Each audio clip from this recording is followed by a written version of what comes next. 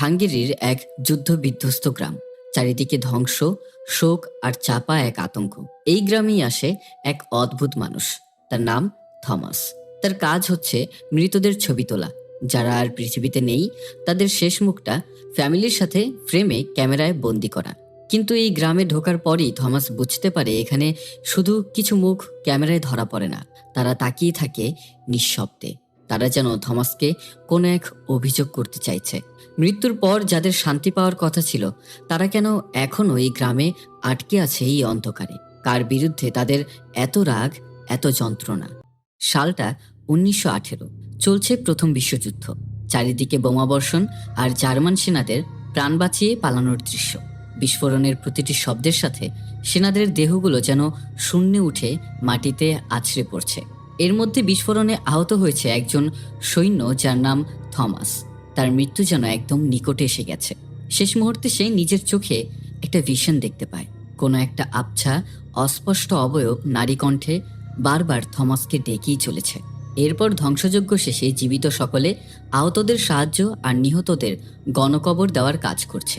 এর মধ্যে একটা গণকবরে লাশের স্তূপের মধ্যে থমাসকে ফেলা হলে থমাসের নিঃশ্বাস ফিরে আসে। তখন থমাস বুকে চাপ অনুভব করা শুরু করে। থমাসের কাশির শব্দে পাশে উপস্থিত এক বৃদ্ধ লোক বুঝতে পারে সে জীবিত। বৃদ্ধ লোকটা থমাসকে উদ্ধার করে এবং তাকে সাহায্যও করে। বৃদ্ধ লোকটা লক্ষ্য করে থমাসের বুকের একটা পাশে গভীর ক্ষত রয়েছে। লোকটা ধারণা করে হয়তো বিস্ফোরণের কারণেই এমনটা হয়েছে। ঠিক এরপর ঘটনা চলে যায় যুদ্ধ শেষ হওয়ার পর একটা মেলায়, যেখানে অ্যানা নামের একটা মেয়ে ঘুরে ঘুরে চারপাশটা দেখছে। মেলায় বিভিন্ন জিনিসের কেনাবেচার সাথে নানা ধরনের বিনোদনের আয়োজন। অ্যানা শুনতে পায় সেই বৃদ্ধ লোকটা মঞ্চে দাঁড়িয়ে কিছু বলছে। সেখানে অনেক লোকের সমাগম। ভিড়ের মাঝে অ্যানাও গিয়ে উকি দিল। বৃদ্ধ লোকটা বলছে সে কি করে মৃত্যুকে কাছ থেকে দেখে আবার ফিরে এসেছে, কি করে সে মৃত্যুকে ফাঁকি দিয়েছে। কাছের মানুষদের সাথে মৃত্যুর পর কি হয় সে সব কিছুই জানতে তাদের মাত্র কিছু পয়সা খরচ করতে হবে। ঘটনা হচ্ছে কিছু টাকা পয়সা খরচ করলেই এই মঞ্চের পেছনে লাল পর্দা তুলতেই সকলে জানতে পারবে এই সব প্রশ্নের উত্তর। থমাসকে দেখা যায় একটা মেয়েকে ঠিকমতো বসিয়ে ছবি তুলছে। মেয়েটা মূলত মৃত। যুদ্ধের পর স্প্যানিশ ফ্লুতেই গ্রামের পর গ্রাম উজাড় হয়ে গেছে, কিন্তু মৃত মেয়েটির গ্রামে শুধু তার পরিবার আর তার বাবার এই রোগটি দেখা দেয়। মেয়েটার বাবা এই যাত্রায় বেঁচে গেলেও মেয়েটা বাঁচেনি। মা বাবা নিজেদের আদরের সন্তানের স্মৃতি রাখতে তার মৃত্যুর পর তার ছবি তুলতে এসেছে। মৃত্যুর পর এভাবে ছবি তোলা হয় বলেই এই ছবির নাম দেওয়া হয়েছে পোস্টমর্টেম ফটোগ্রাফি, যা মূলত পেশাগতভাবে থমাস করে থাকে। পাশেই বৃদ্ধ লোকটা থমাস আর সেই মৃত্যুর মুখ থেকে ফিরে আসার গল্পটা আরো বাড়িয়ে চাড়িয়ে নিজের বলে চালিয়ে দিচ্ছে। লোকজনও তা খুব আগ্রহের সাথে গল্প শুনছে। অ্যানা উকি মেরে থমাসের ছবি তোলার দৃশ্যটি দেখে। থমাস ছবি তুলতে তুলতে একটু বিরতি নিয়ে বেরিয়ে এলে অ্যানাকে দেখতে পায়। অন্ধকারের জন্য থমাস অ্যানার চেহারাটা ঠিকমতো দেখতেও পারেনি। বিনা অনুমতিতে এখানে আসার জন্য থমাস অ্যানার উপরে একটু চড়াও হয়ে কথা বলে। অ্যানাও তার প্রতি উত্তরে জানায়, তুমি তো মৃত মানুষের ছবি তোলো। আমাদের গ্রামে অনেক মৃত মানুষ আছে যাদের ছবি আপনজনরা রাখতে চায়। তুমি কি আমাদের গ্রামে যাবে? থমাস জানায় ঠিকঠাক টাকা পেলে যাবে। অ্যানা এবার জিজ্ঞেস করে, তুমি কি মৃত মানুষের সাথে সাথে তাদের আত্মাদেরও ছবি তুলতে পারো? থমাস বলে, না, সেটা সম্ভব নয়। এসব বলে অ্যানা বের হয়ে যাওয়ার সময় থমাস খেয়াল করে অ্যানার চেহারা ঠিক সেই নারী অবয়বের মতো লাগছে, যেটা তাকে মৃত্যুর মুখ থেকে ফিরিয়ে এনেছিল। এটা বুঝতে পেরে থমাস এক মুহূর্তের জন্য থমকে যায়। থমাস আবার সেই মৃত মেয়েটার ছবি তোলার কাজ করে আর তার মা বাবাকে ছবিগুলো বুঝিয়ে দিয়ে দেয়। আর মৃতদের ছবিগুলোর প্রশংসা করতে তাদের সাথে অ্যানাও ছিল। লোকগুলো তাদের মৃতদের ছবি তোলার কথা ভাবলেও এতগুলো লাশ এখানে আনা সম্ভব না ভেবে কিছুটা ইতস্তত বোধ করে। সেখানে থমাস এসে কথা বলে আর তাদের সাথে তাদের গ্রামে গিয়ে ছবি তুলতেও রাজি হয়, যেটাতে অ্যানা খুবই খুশি হয়েছিল। এরপর বৃদ্ধ লোকটার কাছে বিদায় নিয়ে নিজের জিনিসপত্রগুলো গোছানো শুরু করে। ব্যাপারটা বৃদ্ধ লোকটার কাছে মোটেও ভালো লাগেনি। সেই বৃদ্ধ থমাসকে বলে, তুমি যার পিছু নিয়ে যাচ্ছ সে তো আসলে একটা বাচ্চা মেয়ে মাত্র, আর সেই গ্রামে কয়টাই বা লাশের ছবি তুলতে পারবে তুমি?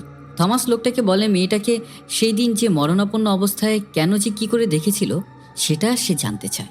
থমাস সেখানে টাকার জন্য যাচ্ছে না। সে জানায় 1 সপ্তাহের মধ্যেই সে এসে পড়বে। এতে তেমন একটা সমস্যা হওয়ার কথা না। তুমি এখানে তোমার ব্যবসা চালিয়ে যাও। এরপর গরুর গাড়িতে করে থমাস রওনা হয় অ্যানার সাথে তাদের গ্রামে। যাত্রাপথে থমাসের সাথে সকলেই পরিচয় হয়। গ্রামের লোকজন জানায় এই সময় প্রচণ্ড শীতের জন্য লাশগুলো মাটিতে দেওয়া সম্ভব হয়নি। প্রথমত বরফের আস্তর ভেঙে মাটি খোঁড়ার সাথে ঠান্ডার 1 সপ্তাহ লাশগুলো জমে বরফ হয়ে থাকে, সেটা পচে না। এসব নিয়ে তারা এক প্রকার বিপদের মধ্যেই আছে। গাড়ি থেকে নামার পর থমাস দেখে অ্যানা হুইলচেয়ারে বসা একটা অসুস্থ আন্টির একাই খেয়াল রাখে। থমাসের ব্যাগটা নিচে রাখতেই বরফ গলেই পানি হতে থাকে। সেই গ্রামের জায়গায় জায়গায় লাশ পড়ে আছে। গ্রামের এই মহামারীর অবস্থায় লোকজন বাইরে থেকে নতুন কাউকে দেখলেই আতঙ্কে থাকে। এরই সাথে থমাসকে দেখে কুকুরগুলো আতঙ্কিত হয়ে যায়। তাকে দেখেই ঘেউ ঘেউ শুরু করে। গ্রামের একজন লোক থমাসকে একজন বিধবা মহিলা মার্স্কার বাড়িতে থাকার ব্যবস্থা করে দেয়, যার স্বামী সম্প্রতি মারা গেছে। মহিলাটা থমাসের সাথে কথা বলে তার সম্পর্কে জানতে চায় এবং তাকে খুব ভালোভাবে আপ্যায়নও করে। পরে থমাস বাইরে বের হলে আবারও কুকুরদের অদ্ভুত আচরণ লক্ষ্য করে। থমাস অ্যানাকে কোথাও যেতে দেখলে তার সাথে সে যেতে চায়। অ্যানা বলে ভূতের ভয় না পেলে সেও তার সাথে যেতে পারে। যেতে যেতে থমাস অ্যানার সম্পর্কে জিজ্ঞেস করে। অ্যানার মাত্র 10 বছর বয়স। তার মা মারা গেছে, বাবা যুদ্ধে শহীদ হয়েছে এবং এখন বর্তমানে তার আন্টি ছাড়া কেউই নেই। অ্যানা থমাসকে একটা কবরস্থানে নিয়ে যায়, যেখানে তার পরিচিত সকলকে দাফন করা হয়েছে। তারা দুজন একসাথে কিছুটা সময় কাটায়। থমাস সিগারেট খেতে খেতে সময় পার করে। তারপর অ্যানা বাড়িতে ফিরে যায়। থমাস নিজের রুমে এসে দরজা বন্ধ করে ঘুমিয়ে পড়ে। ঠিক তখনই হুট করে একটা লম্বা ছায়ামূর্তি তার দিকে ঝুঁকিয়ে ওঠে। সকালে ঘুম থেকে সে লাফিয়ে ওঠে। খাবার টেবিলে রাতের ঘটনাটা থমাস বললেও মার্স্কা তার কথায় খুব একটা পাত্তা দেয় না। গ্রামের সেই লোকটাকে বলে নতুন জায়গার ব্যবস্থা করে দিতে, যেখানে থমাস মৃতদের ছবি তোলার ব্যবস্থা করবে। লোকটার কাছ থেকে থমাস মার্স্কার সম্পর্কে জানতে চায়। সে জানায় মার্স্কা একজন স্কুল টিচার, কিন্তু যুদ্ধ আর মহামারীর পর পড়াশোনার মতো কোনো বাচ্চা গ্রামে নেই। সাথে অ্যানারও কেউ নেই তার এই চাচি ছাড়া। কিন্তু স্ট্রোকের পর সে উল্টো তার চাচির খেয়াল রেখে চলেছে। এইসব বলে বাসাটা তাকে বুঝিয়ে দিয়ে লোকটা চলে যায়। থমাস গান চালিয়ে একা একা ছবি তোলার জন্য সবকিছু গোছগাছ শুরু করে দেয়। এরই সাথে থমাস এবারের সদস্যদের ক্যাটালগ দেখিয়ে ছবি তোলার বিভিন্ন পোস্ট দেখিয়ে একটা ঠিক করে। তখন সেখানে গ্রামের দুজন লোক একে একে লাশ নিয়ে হাজির হয়। একটা লাশকে ছবি তোলার জন্য চেয়ারে ঠিকমতো বসিয়ে থমাস সবটা দেখে নিচ্ছে। তখনই লাশটার হাতের আঙুল নড়ে ওঠে। অতিরিক্ত ঠান্ডায় লাশ এখনো পচেনি, মৃত্যুর এতদিন পরেও যেন সতেজ। তারপর একে একে বিভিন্ন পোজে অনেকগুলো লাশের ছবি থমাস তুলতে থাকে। প্রত্যেকটা লাশের মেকওভার আর ক্যামেরা দিয়েই নিজের প্রিয়জনদের মৃত্যুর পর এভাবেই দেখার আনন্দে মানুষগুলো থমাসকে বারবার কৃতজ্ঞতা প্রকাশ করছিল। একটা লাশের গলাটা খুব অদ্ভুতভাবে জীর্ণশীর্ণ হয়ে আছে। সেটাকে সে মাফলার পেঁচিয়ে থমাস ছবি তুলে তার স্ত্রীর সাথে। কারো স্ত্রী, কারো স্বামী, কারো সন্তান, একে একে সবার ছবি সে তুলেই যাচ্ছে। এর মাঝে সেখানে অ্যানা চলে আসে। অ্যানা থমাসের কাজের প্রশংসা করে এবং নিজের জন্মের সময়ের কথাও তার কাছে শেয়ার করে। সে শুনতে পেয়েছিল তার মায়ের পেটে থাকা অবস্থায় তার নাকি শ্বাস বন্ধ হয়ে গিয়েছিল। জন্মের পরপরই তার চাচি তার পিঠে ঘষা দিতে দিতে তার শ্বাস আবারও চালু হয়। এসব বলতে বলতে তাদের পেছনের একটা লাশ যেন উঠে বসেও আবার নজর পড়ার আগেই লুটিয়ে পড়ে। কি হলো এই ব্যাপারটা না বুঝতে পেরে তারা দুজনেই একটু অবাক হয়। থমাস নিজের কাজ শুরু করে আর অ্যানা ক্যাটালগ দেখতে শুরু করে ম্যাগনিফাইং গ্লাস দিয়ে। অ্যানা জানায় সে ভূত ছাড়া কোনো কিছুতে ভয় পায় না। কিছুক্ষণ পরই অ্যানা জানায় তার বাড়ি যেতে হবে এবং সে সেখান থেকে বেরিয়ে যায়। থমাসও তার সাথে বাইরে যায় তাকে বিদায় দিতে। এখন রাতের বেলা লাল আলোয় সকালে তোলা ছবিগুলো বের করা শুরু করে থমাস। ছবিগুলো একে একে বের করতেই প্রতিটা ছবিতে সেই কালো ছায়ামূর্তি দেখতে পায়। এখন পরদিন সকালে একটা লাশের ছবি তোলার সময় সে আশেপাশের ছবিগুলোও তুলে নেয়। তারপর কাছে গিয়ে ফিল করার চেষ্টা করে যে কেউ সেখানে আছে কিনা অথবা কাউকে অনুভব হয় কিনা। তখনই বাহির থেকে চিৎকারের শব্দ ভেসে আসে। জানালা দিয়ে থমাস দেখে সকলেই কোথাও ছুটে যাচ্ছে। পেছনে গিয়ে দেখতে পায় গ্রামে একটা বাড়ির মধ্যে আগুন লেগেছে এবং সবাই পানি নিয়ে আগুনটা নেভানোর চেষ্টা করছে। আগুন লাগা সে বাড়ির দরজা ভেঙে লোকজন ভেতরে গেলে সেখানে থমাসও যায়। আসবাবপত্র সরিয়ে ধোয়ার মধ্যে চিমনির ভেতরে পাওয়া গেল ক্ল্যারি নামক একজন মহিলাকে, যার লাশ চিমনি থেকে বের করা যাচ্ছিল না। চিমনির দেওয়াল ভাঙতেই দেখা গেল তার বিকৃত মুখ। সেখানে সকলের চিৎকারের আওয়াজ। থমাস এইসবের মধ্যেও ছবি তুলেই যাচ্ছে। এক পর্যায়ে লাশটা বের করে আনা হলো। থমাস ছবিগুলো প্রিন্ট করার পরেও দেখতে পায় সেই ছায়ামূর্তির উপস্থিতি। রহস্যময় ভঙ্গিতে অ্যানা থমাসকে জিজ্ঞেস করে, ওখানে তারাই তো, তাই না? এই কাজগুলো সবই তাদের করা। এমনিতেও থমাসের মনে অ্যানাকে নিয়ে নানা রকমের প্রশ্ন। তখন থমাস অ্যানার সাথে নিজের ছবি তোলার জায়গায় গিয়ে জিজ্ঞেস করে, তুমি আসলে কি চাও? এরপরই ঘরের সবকিছু অস্বাভাবিকভাবে নড়তে শুরু করে। এরই সাথে শুরু হয় ভাঙচুর। ভয়ে অ্যানা বাইরে বেরিয়ে যায়। থমাস তাকে জড়িয়ে ধরে শান্ত করে, আর অ্যানা এই ঘটনার কথা থমাস মার্সকাকেও জানায়। তারা সবসময় এইসব জানতো, এগুলো দেখে এসেছে, আত্মাদের উপস্থিতিও টের পেয়েছে। তাহলে তাদের কি ভয় করে না? থমাসের প্রশ্ন, এখানে তারা থাকে কিভাবে? এই বলতেই পাশের চেয়ারটা জায়গা থেকে সরে গেল। মার্সকা জানায়, যুদ্ধে বেশিরভাগ বাড়ির সকল পুরুষ মারা গেছে। ছোট ছোট বাচ্চাদেরকেও যুদ্ধে পাঠাতে হয়েছে। স্প্যানিশ ফ্লুতে গ্রামের পর গ্রাম খালি লাশের স্তূপ জমা হয়েছে। এমনকি ঠান্ডায় বরফের কারণে লাশ কবরও দেওয়া যাচ্ছে না। এর থেকে আর খারাপ দেখার মতো কী বা হতে পারে? থমাস জানায় সে কালকেই ফিরে যাবে।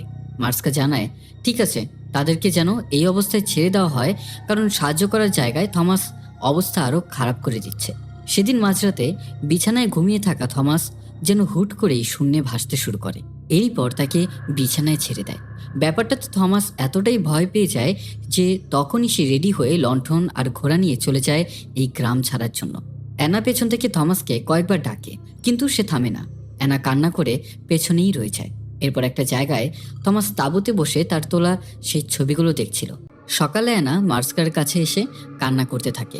ঠিক তখনই থমাস ফিরে আসে আর জানায় সেও এখন এদের সাথে লড়তে চায়। অ্যানা থমাসকে দেখে খুশি হয়ে তাকে জড়িয়ে ধরে।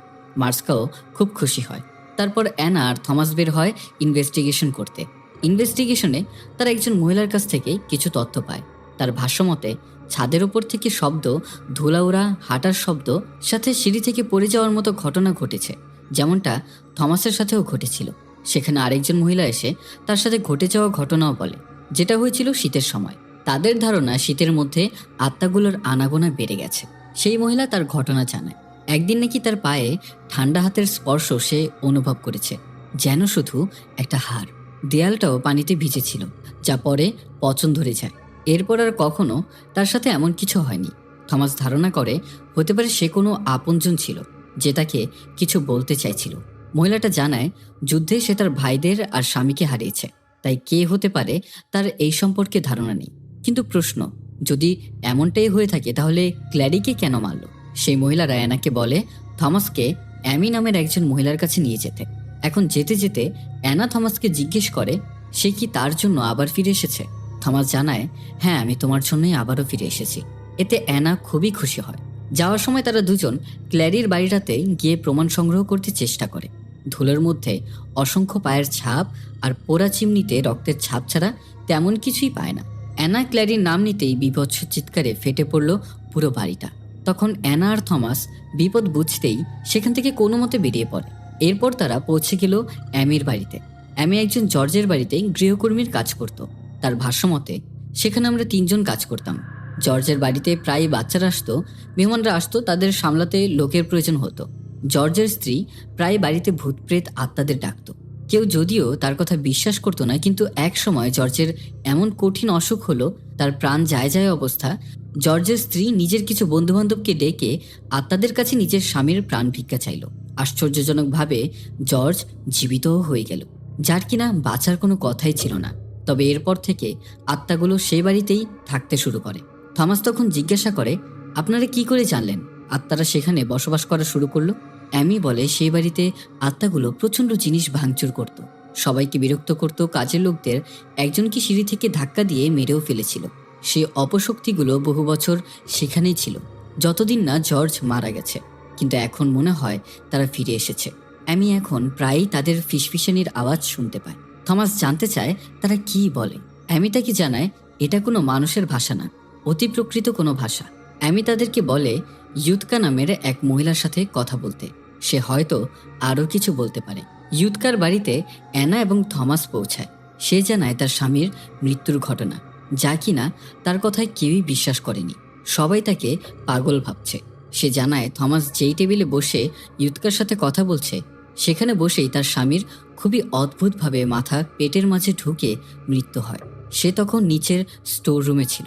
এই বলে ইউৎকা বাইরে চলে গেল গবাদি পশুদের খাবার দিতে। অ্যানা আর থমাস স্টোর রুমটা ভিজিট করতে যায়, তবে সেখানে তারা কোনো কিছু পেল না। কিন্তু ছায়ামূর্তিগুলো স্টোর রুমের চারিদিকে বিচরণ করছিল। থমাস স্টোর রুম ঠিক তখনই হঠাৎ করে দরজাটা বন্ধ হয়ে যায়। থমাস দরজা খোলার চেষ্টা করতেই কেউ যেন তাকে টেনে নিয়ে সেই চেয়ারে বসিয়ে দিল। ইউৎকা স্টোর রুম থেকে চিৎকার করে তার স্বামীকে ডাকছে। তার স্বামীর আত্মা এই বাড়িতেই ফ্রেমের মধ্যেই বন্দি আছে এবং সেও ইউৎকার ডাকে সাড়া দেয়। তবে সাডেনলি আমাদেরকে সেদিনকার একটা ভিশন দেখানো হয়, যেদিন ইউৎকার স্বামী মারা যায়, যেমনটা তার মাথা শরীরের ভেতর ঢুকে যাচ্ছে। এখন এই ভিশনটা কে দেখতে পায় সেটা এক্স্যাক্ট আমরা জানি না, তবে হয়তোবা ধরে নেওয়া যেতে পারে এই ভিশনটা থমাস নিজেই দেখেছে। তৎক্ষণাৎ কোনো মতে অ্যানা সেই বাড়ি থেকে বেরিয়ে এলো। ইউৎকা জিজ্ঞেস করলো, তোমরাও কি বাকিদের মতো আমাকে পাগল ভাবো? অ্যানা আর থমাস জানায় না, তারা দুজন তাকে বিশ্বাস করে, তবে তারা তার স্বামীর লাশটা আবারও দেখতে চায়। ইউৎকার লাশ কোথায় আছে সেটা বলতেই অ্যানা আর থমাস ছুটে চলে যায় সেখানে প্রায় অনেক লাশ। অ্যানা থমাসকে সব লাশের সাথে পরিচয় করিয়ে দিচ্ছিল, সাথে তাদের মৃত্যুর কারণও জানাচ্ছিল। বেশিরভাগ স্প্যানিশ ফ্লুতেই মারা গেছে, কিন্তু থমাস কয়েকটা লাশ পরীক্ষা নিরীক্ষা করে বুঝতে পারলো কাউকে দম বন্ধ করে মারা হয়েছে, আবার কাউকে পিটিয়ে। অ্যানা জানতে চাইল থমাস এইসব কি করে জানলো। থমাস বলে সেই বৃদ্ধর কাছ থেকে থমাস অনেক লাশ পোস্টমর্টেম করে এইসব শিখেছে। অ্যানা থমাসকে জানায় সেও তার সাথে এইসব কাজ শিখতে চায়। থমাস জানায় এসব ছোট বাচ্চাদের কাজ না। তবে থমাস একটা বিষয় লক্ষ্য করে, লাশদের শরীরে এক ধরনের দাগ দেখা যায়, যেই রকম দাগ তার শরীরেও আছে বিস্ফোরণের আঘাতে। থমাস বুঝতে পারে আত্মাগুলো বাতাসকে ব্যবহার করে বিস্ফোরণ ঘটায়, আর তারা কি চায় এটা তাদেরকে বুঝতে হবে, তাহলেই সবটা সমাধান হবে। কিন্তু তারা তো আমাদের সাথে কথা বলে না, তারা বাকিদের মতো আমাদেরও মারতে পারত। এইসব কথা অ্যানা থমাসকে বলছে। থমাস জানায় তারা আমাদেরকে মারতে পারে, তবে মারে না, হয়তো আমাদের কিছু বলে বোঝাতে চায়। তাদেরকে ছবিতে দেখা যায়, এখন ছবি দিয়েই তাদেরকে বুঝতে হবে তারা আসলে কি বোঝাতে চায়। থমাস অ্যানাকে নিয়ে ছবিগুলো বের করে, যেখানে প্রতিটা ছবিতে কালো ছায়ামূর্তির উপস্থিতি দেখা যায়। অ্যানার একটা ছবিতে দেখা যায় তারা সংখ্যায় অনেক বেশি। ছবিগুলো থেকে বীভৎস পৈশাচিক চিৎকার শুরু হয়। ঠিক তখনই রুমের দরজা খুলে যায়, ঘরের আলো ঢোকার সাথে সাথেই সবকিছু স্বাভাবিক হয়ে যায়। এরপর থমাস অ্যানা গ্রামবাসীদের সাহায্যে লাশ রাখার ঘরটাতে জায়গায় জায়গায় ক্যামেরা ফিট করে, সাথে ঘন্টা দিয়ে একটা জাল বিছিয়ে রাখে। এতে তাদের উপস্থিতিতে ঘন্টাগুলো বাজতে শুরু করবে। এরই সাথে চারপাশে আটা ছড়িয়ে রাখে যেন পায়ের ছাপগুলো ধরা পড়ে, সাথে একটা ফ্রিকোয়েন্সি মিটার ফিট করে যেন অতিপ্রাকৃত কোনো শব্দ রেকর্ড হয়। সবচেয়ে বুদ্ধিমানের মতো কাজ করে সেটা হলো ছোট থেকে ছোট মুভমেন্ট ক্যাচ করার জন্য পিন হোল্ড ক্যামেরা ব্যবহার করে। তখন গ্রামের লোকজন পুরো রাস্তায় মশাল জ্বালিয়ে প্রস্তুত। আলোকিত পুরো গ্রাম। এদিকে ঠান্ডা বেড়েই চলেছে। এখন সবশেষে অপেক্ষার প্রহর শুরু। থমাস আর অ্যানা বসে একসাথে কথা বলছে। অ্যানা জিজ্ঞেস করে, ওই বৃদ্ধ লোকটার গল্পের আত্মাদের জগৎ থেকে ফিরে আসার লোকটা আসলে তুমিই ছিলে? থমাস অ্যানাকে একটা ছবি দেখিয়ে বলে সে প্রায় মৃত ছিল। বৃদ্ধ লোকটা তাকে লাশের স্তূপ থেকে উদ্ধার করেছে, কারণ তার মনে হয়েছিল থমাস এখনও জীবিত আছে। অ্যানা এর উত্তরে জানায় তার সাথেও এরকম হয়েছে। সে মায়ের পেট থেকে মৃত জন্ম নিয়েছিল। তার চাচির মনে হয়েছে সে হয়তো জীবিত, তাই পিঠ ঘষতে ঘষতে শেষ পর্যন্ত অ্যানা কান্না করেছিল। তবে এই ব্যাপারটিতে এখন তার চাচির খুবই আফসোস হয়। রাত যখন বাড়তে শুরু করেছে, লাসিকা নামের সেই ছেলেটা নিজের বস্তার তৈরি মুখোশ পরে বন্ধুর বাড়ির দিকে নিজের বাড়িতে যাওয়ার জন্য কারো না কারো কথা শুনেই বের হলো। লাসিকা একটা দড়ি ধরে রওনা হলো। এর সাথে বাতাসের প্রচুর কম্পনে পাত্রের পানি কাঁপতে শুরু করে। গ্রামের রাস্তায় সব মশালগুলো একেবারে নিভে যায়। তখন লাসিকার হাতের দড়িটাও প্রচণ্ড কাঁপতে থাকে। বাতাসের শব্দে সবাই আতঙ্কিত হয়ে ওঠে। যেই লাশের স্তূপের ওখানে ঘণ্টাগুলো বেঁধেছিল, সেখানে এক নাগাড়ে ঘণ্টার শব্দ বেজেই চলেছে। মেঝেতে থাকা আটাগুলোতে ছাপ পড়তে শুরু করে। পুরো গ্রাম অন্ধকারে ছেয়ে যায়। অ্যানা বলে উঠে তারা এসে পড়েছে। লাসিকা অন্ধকারে দড়ি ধরে গুটি গুটি পায়ের সামনে এগিয়ে চলেছে। কিছু দূর যেতেই দেখা যায় লাসিকার পথ দেখানোর দড়িটা অদ্ভুতভাবে ছিঁড়ে শূন্যে ভেসে আছে। দড়িটা ছেড়ে দিতেই কেউ যেন তাকে টেনে নিয়ে গেল। লাসিকা ভয়ে সেখান থেকে ছুটতে শুরু করে। এদিকে থমাস আর অ্যানার চোখের সামনে ক্যামেরাগুলো একের পর এক ছবি তুলেই যাচ্ছে। দেখা যাচ্ছে ছায়ামূর্তি, আটার উপর পায়ের ছাপ ফুটে উঠেছে একের পর এক। লাসিকার মা ছেলের জন্য লণ্ঠন হাতে ঘর থেকে বেরিয়ে দেখে লাসিকা গুজু হয়ে দাঁড়িয়ে আছে সামনে। লাসিকা বলে ডাকতেই সে ঘাড় বাঁকিয়ে অদ্ভুতভাবে তার দিকে চেয়ে বসে। পরক্ষণেই কেউ যেন তাকে টেনে হিচড়ে নিয়ে যায়।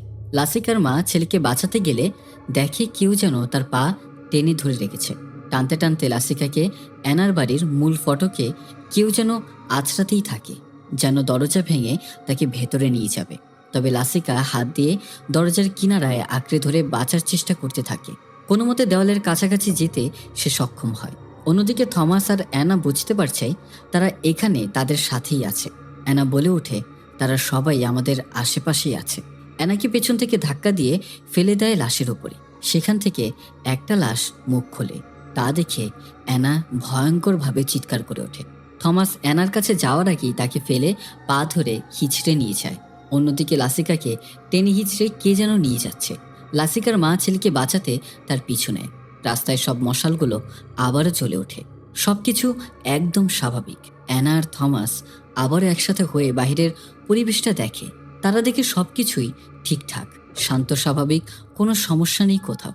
অ্যানাকে বাইরে দেখে থমাস নিজের ক্যামেরা আনতে আবারও লাশের ঘরের ভেতরে ঢুকে এবং সেখানে দেখতে পায় লাশগুলো ঠিক সেই পোজে দাঁড়িয়ে আছে যেভাবে থমাস তাদের ছবিগুলো তুলেছিল।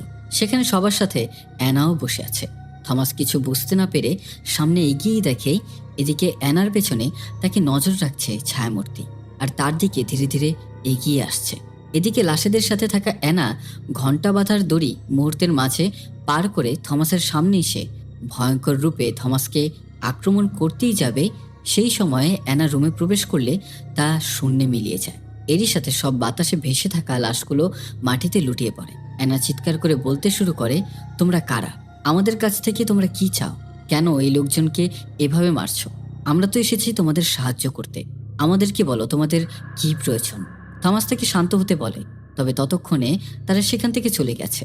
এরই মাঝে গ্রামের দুজন লোক আসে আর থমাস নিজের সব ক্যামেরা আর জিনিসপত্র গুছিয়ে নেয়। পরদিন সকালে থমাস গোসলের জন্য গরম পানি চাইলে মার্সকা তাকে রেডি করে দিয়ে লুকিয়ে লুকিয়ে থমাসের গোসল করা দেখে। না, আমি ভাবছি এখানে যদি উল্টোটা হতো তাহলে সবার প্রতিক্রিয়া অন্যরকম থাকতো। এরপর ফ্রিকোয়েন্সি মেশিনে অ্যানা আর থমাস একসাথে বসে বিশেষ তেমন কোনো শব্দ পায় না। থমাস চলে যায় তোলা ছবিগুলো ডেভেলপ করতে। সেখানে সে ছবিগুলোতে কিছু একটা খুঁজে পায়। সাথে ফ্রিকোয়েন্সি মেশিনে অ্যানা একটা শব্দ শুনতে পায়, কেউ যেন বলছে, আমাকে নিয়ে চলো। তৎক্ষণাৎ অ্যানা থমাসকে ডাকে। থমাস ছবিগুলো নিয়ে চলে আসে যেখানে গতকাল রাতে তাদের সাহায্য করতে আসা গ্রামের দুজনের মধ্যে একজনের আশেপাশে বেশি আত্মাদের দেখা যায়। ছেলেটার মাথায় একটা চিহ্ন আছে, যেটা বরফে পড়ে যাওয়ার কারণে হয়েছিল। ঝিলের কিনারে এই ঘটনাটা ঘটেছিল। এরপর থেকে ছেলেটা চুপচাপ হয়ে গেছে। অ্যানা থমাসকে ফ্রিকোয়েন্সি মেশিনের শব্দ শোনায়। সেখানে কেউ যেন বলছে, আমাকে নিয়ে চলো, আমাকে নিয়ে চলো কবরস্থানে। এরপর থমাস আর অ্যানা বেরিয়ে পড়ে একটা ছবি ওঠাতে, কালো লাইন ধরে, যেটা আসলে গিয়ে পৌঁছায় অ্যানার বাড়িতে। অ্যানার আন্টির সাথে থমাস কথা বলে, সাথে দেখতে পায় তাদের বাড়ির দরজায় টাটকা রক্ত লেগে আছে। এরই সাথে ধস্তাধস্তি আর আঁচড়ের চিহ্ন। থমাস ঘরে ঢুকে দেখতে পায় একটা দেয়াল দিয়ে বৃষ্টির মতো পানি ঝরেই যাচ্ছে। ঘরের মধ্যে টেবিলে পুরো পরিবারের লাশগুলো মরা অবস্থায় চেয়ারে বসে আছে, যেখানে বাচ্চা ছেলেটার চেহারা বীভৎস দেখাচ্ছে। থমাস আর অ্যানা এইসব দেখে থমকে যায়। তবে পেছন থেকে গ্রামের একজন মহিলা এসে পড়ে এবং এসে লাশগুলো দেখে চিৎকার করে ওঠে। গ্রামের লোকজন হইচই শুরু করে বলতে থাকে থমাসের কারণে আত্মারা রেগে গেছে, তাই লাসিকার পরিবারের আজ এই অবস্থা। এই ভয়ে গ্রামের লোকজন ছোটাছুটি শুরু করে। এরই মাঝে একজনকে কেউ শূন্যে তুলে নিয়ে যাচ্ছে। গ্রামের লোকজনরা তাকে কেউই টেনে ধরেও রাখতে পারছে না। টানতে টানতে লোকটাকে অ্যানার বাড়িতে নিয়ে যায়। হুইল চেয়ারে বসে থাকা অ্যানার আন্টি অদ্ভুতভাবে নড়তে শুরু করে। অ্যানার বাড়ির ছাদের সাথে সেই লোকটাকে আটকে ফেলে, আর গ্রামবাসীরা সকলেই সেখানে প্রবেশ করে। ছাদের দেয়ালে লোকটাকে বাড়ি দিতে দিতে যেন বাড়িটা লোকটাকে ঘিরে নেয়, আর দেয়াল সম্পূর্ণ আগের মতো হয়ে যায়। গ্রামের ঘরবাড়িগুলো ধ্বংস হওয়া শুরু করে। আশেপাশের সবকিছু নিজে নিজেই নড়তে থাকে। এক পর্যায়ে একজন প্রার্থনারত হোলি ক্রস হাতে পাদ্রীকে শূন্যে ভাসিয়ে নৃশংসভাবে মেরে মাটিতে ফেলে দেয়। তখন গ্রামের লোকজন সবাই ভয়ে চিৎকার করতেই থাকে। অ্যানার আন্টি হুইল চেয়ারে নিজে নিজে সেখান থেকে চলে আসে, আর সে অদ্ভুত আচরণ করা শুরু করে। গ্রামের কয়েকজন মহিলাকে শূন্যে ভাসিয়ে রেখেছে। ভয়ে লোকজন ছুটোছুটি করেই যাচ্ছে। অ্যানার আন্টি নিচের পায়ে হেঁটে এসে থমাসের উপর পড়ে আর বলে, থমাস, আমাকে কবরের কাছে নিয়ে যাও। বারবার একই কথা আওড়ে যাচ্ছে। গ্রামের দুজন লোক অ্যানার আন্টিকে তুলে হুইল চেয়ারে বসায়। থমাস সকলকে চার্চের ভেতরে যেতে বলে। এবং কথা মতো গ্রামবাসীরা তাই করে। এদিকে লাসিকার লাশকে দেখা যায় সবার মাঝেই হেঁটে আসতে। আকাশ তখন কালো মেঘের অন্ধকারে ছেয়ে যায়। লাসিকার লাশ দরজার সামনে এসে শূন্যে ভেসে গ্রামবাসীর দিকে দেখিয়ে বলে, তোরা সবাই মরবি, কেউই বাঁচবি না। ঠিক তখনই চার্চের দরজা বন্ধ হয়ে যায়। সব লোকজন আতঙ্কিত হয়ে আছে।